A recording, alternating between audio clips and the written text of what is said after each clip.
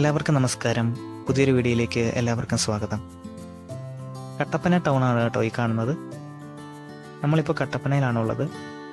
രാമക്കൽമേടാണ് പോകുന്നത്. കട്ടപ്പന പുളിയമല നെടുങ്കണ്ടം റൂട്ടിലാണ് കേട്ടോ നമ്മളിപ്പോൾ പോയിക്കൊണ്ടിരിക്കുന്നത്. കാലാവസ്ഥ അനുകൂലമാണ്, അതുകൊണ്ട് ബൈക്കിനാണ് കേട്ടോ നമ്മൾ പോകുന്നത്. നമ്മൾ ഈ കയറി ചെല്ലുന്നത് പുളിയമലയിലേക്കാണ് കേട്ടോ. പുളിയന്മലയെ പറ്റി പറയുകയാണെങ്കിൽ SH19 മൂന്നാർ കുമളി റൂട്ടും SH33 തൊടുപുഴ പുളിയമല എന്നീ രണ്ട് പ്രധാന സംസ്ഥാന പാതകൾ ജോയിൻ ചെയ്യുന്ന ഒരു ജംഗ്ഷനാണ് കേട്ടോ പുളിയമല. ഈ പുളിയന്മല കട്ടപ്പന മുനിസിപ്പാലിറ്റിയുടെ കീഴിലാണ്. അതുപോലെ തന്നെ ഇടുക്കി നിയോജക മണ്ഡലത്തിന്റെ ഒരു ഭാഗവുമാണ്. കട്ടപ്പനയിൽ നിന്ന് ഏകദേശം 7 കിലോമീറ്ററും വണ്ടൻമേട്ടിൽ നിന്ന് 5 കിലോമീറ്ററും ദൂരമുണ്ട് പുളിയന്മലയ്ക്ക്. പുളിയന്മലയിലെ പ്രധാന ആകർഷണമാണ് 3700 അടി ഉയരത്തിൽ സ്ഥിതി ചെയ്യുന്ന മെട്ടുക്കുഴി വ്യൂ പോയിന്റ്.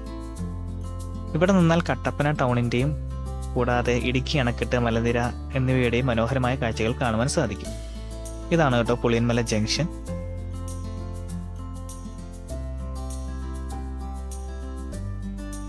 ഇവിടെ നിന്ന് നമുക്ക് ലെഫ്റ്റിലേക്കാണ് കേട്ടോ പോകേണ്ടത്. ഇവിടുന്ന് റൈറ്റ് എടുത്തിട്ട് നമ്മൾ നെടുങ്കണ്ടം റൂട്ടിലേക്കാണ് പോകുന്നത്. പറഞ്ഞു വന്നത് പുളിയന്മലയിലെ പ്രധാന ആകർഷണങ്ങളാണ് കേട്ടോ. കല്യാണത്തണ്ട് ഹിൽ ടോപ്പ് വേറൊരു ആകർഷണമാണ്. അതുപോലെ തന്നെ രാമക്കൽമേട്ടിലേക്ക് പുളിയന്മലയിൽ നിന്നും ഏകദേശം 15 കിലോമീറ്റർ ഉണ്ട്. ഏതായാലും നമുക്ക് രാമക്കൽമേട്ടിലേക്ക് പോകാം.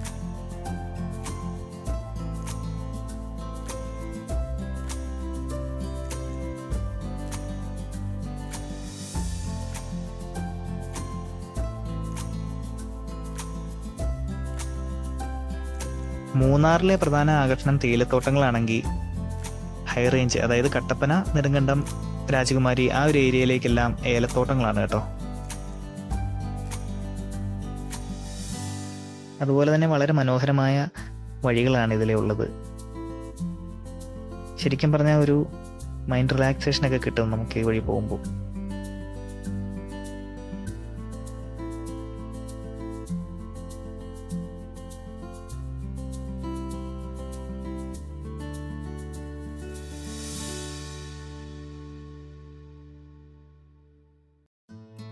ശരിക്കും പറഞ്ഞാൽ നെടുങ്കണ്ടം പോകേണ്ട കാര്യമില്ല. നെടുങ്കണ്ടത്തിന് മുന്നേ തൂക്കുപാലം എന്ന് പറയുന്ന ഒരു സ്ഥലമുണ്ട്. അവിടുന്ന് തിരിഞ്ഞിട്ട് നമുക്ക് രാമക്കൽമേട് പോകാനായിട്ട് സാധിക്കും. പക്ഷെ നമ്മൾ ഇന്ന് നെടുങ്കണ്ടം വരെ പോകുന്നുണ്ട്. നമ്മുടെ കുറച്ച് ഫ്രണ്ട്സ് അവിടെയുണ്ട്. അവരെയും കൂടെ പിക്ക് ചെയ്തിട്ട് പോകാനുള്ള പ്ലാനിങ് ആണ്.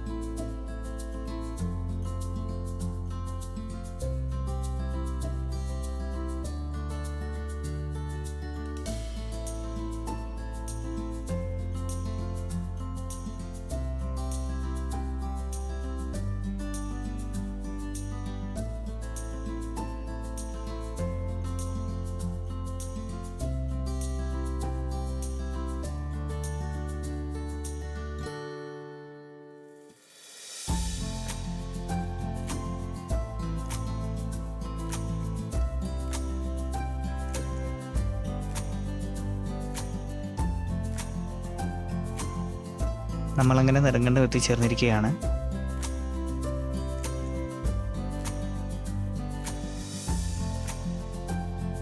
നെടുങ്കണ്ടത്ത് നിന്ന് അധികം താമസിക്കാതെ തന്നെ നമ്മൾ രാമക്കൽമേട്ടിലേക്ക് തിരിച്ചിട്ടുണ്ട്. തൂക്കപാലം വന്നിട്ട് അവിടുന്ന് തിരിഞ്ഞാണ് പോകുന്നത്. വളരെ മനോഹരമായ പാതയാണ്. ഒരുപാട് കാഴ്ചകൾ നമുക്ക് ചുറ്റിലും കാണുവാനുണ്ട്.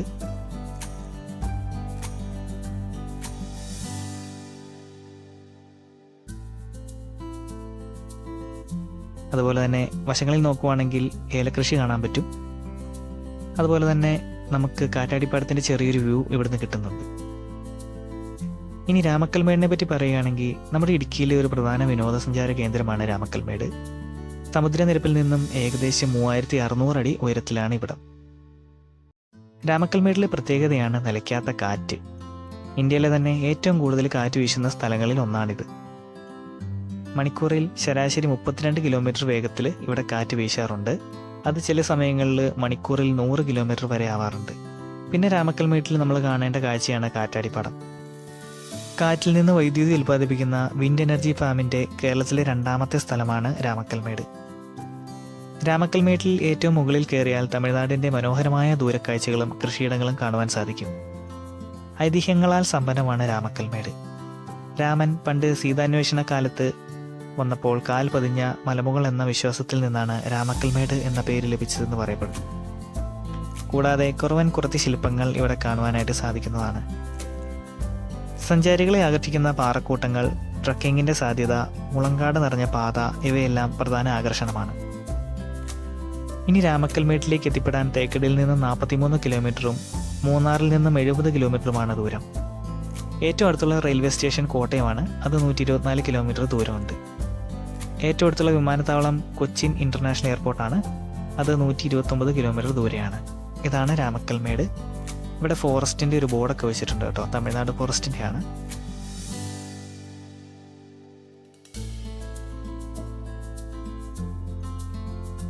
ഇതാണ് ഞാൻ പറഞ്ഞ ആ പാത, മുളങ്കാട് നിറഞ്ഞ പാത.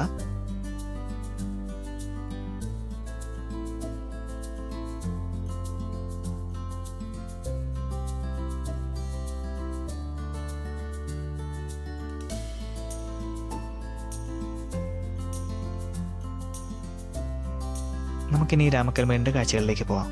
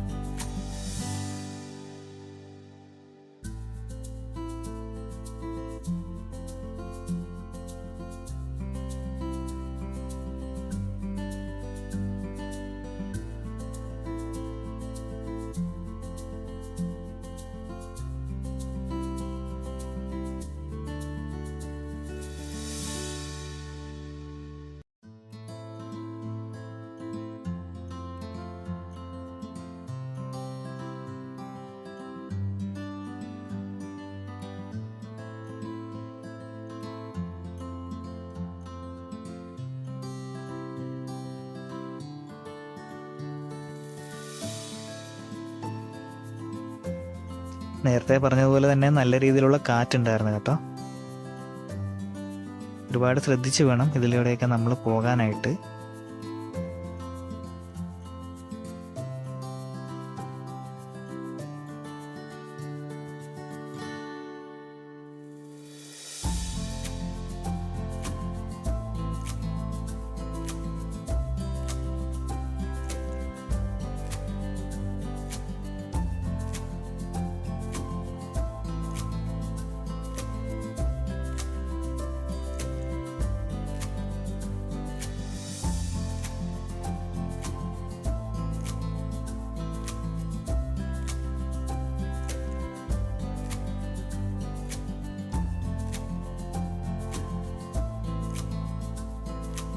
രാമക്കൽമേട് വളരെ നല്ലൊരു പ്രദേശമാണ്.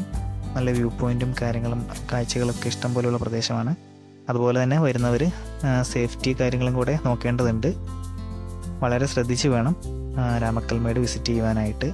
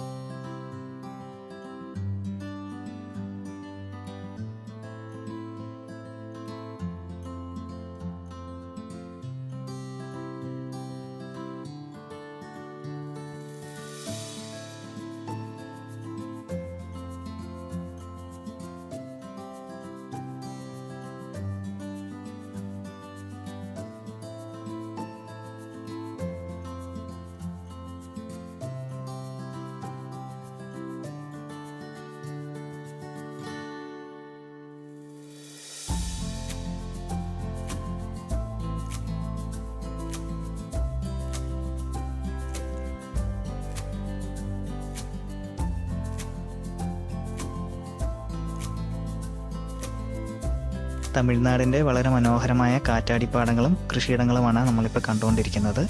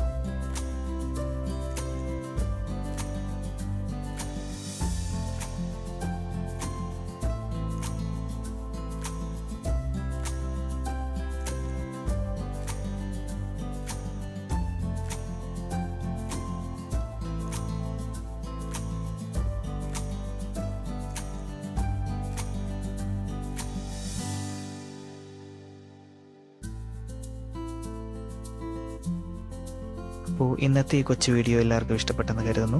ഇഷ്ടമായെങ്കിൽ തീർച്ചയായും സബ്സ്ക്രൈബ് ചെയ്യുക. അതുപോലെ തന്നെ പുതിയൊരു വീഡിയോ ആയിട്ട് വീണ്ടും കാണാം.